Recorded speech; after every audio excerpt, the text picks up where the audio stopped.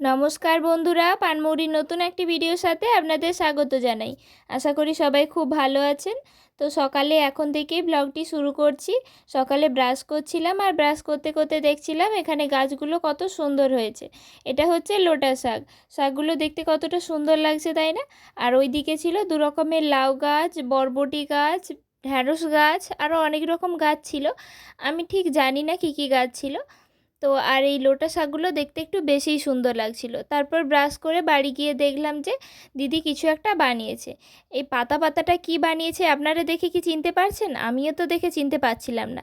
এটা হচ্ছে লোটা শাকের পকোড়া। বেসন দিয়ে লোটা শাকটাকে ভাজা করেছিল।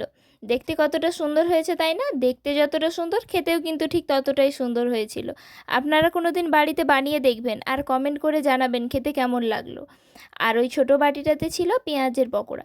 পেঁয়াজটাকেও বেসন দিয়ে ভেজেছিল আর এই লোটা শাকটাকে ভেজেছিল।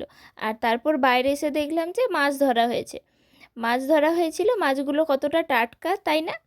পুকুর থেকে মাছ ধরা হয়েছিল, আমাদেরই পুকুরের মাছ। মাছগুলো পুরো জ্যান্ত ছিল আর লাফাচ্ছিল। আর ছিল কতগুলো মৌরলা মাছ, আর এইগুলো হচ্ছে পুঁটি মাছ। কত বড় বড় মাছ ছিল। আর তারপর মাছগুলোকে মা কেটে নিচ্ছিল। আর কেটে নেওয়ার পর আমি ওদিকে নারকেল কুড়তে বসে গেছিলাম। নারকেলটা দিয়ে নারকেল নাড়ু বানানো হবে তার জন্য। আর তারপর দিদি এদিকে রান্না করছিল, রান্না বসিয়ে দিয়েছে, মাছ ভাজা করছিল। আমার কিন্তু মাছের ঝোল বা টকের থেকে মাছ ভাজাটা খেতেই বেশি ভালো লাগে। আপনাদের মাছের কোন রেসিপিটা ভালো লাগে অবশ্যই কমেন্ট করে জানাবেন। আমি তো মাছ ভাজাই খেয়েছিলাম, আর মাছ ভাজাগুলো দেখে মনে হচ্ছে যেন এখনই খেয়ে ফেলি। আর এইগুলো ছিল মৌরলা মাছ। মৌরলা মাছ কটা মাত্র পড়েছিল, ঠিক সেভাবে পড়েনি। আর এইগুলো হচ্ছে গিমা শাক। গিমা শাকটা সেদ্ধ হবে, আলু দিয়ে মাখা হবে। তো আজ দুপুরে হয়েছিল লাউয়ের ঘন্ট, আর ওই গিমা শাক, আলু সেদ্ধ, আর মাছ ভাজা। মাছের ঝোলও হয়েছিল। আমি মাছের ঝোল খাইনি, আমার জন্য মাছ ভাজা হয়েছিল।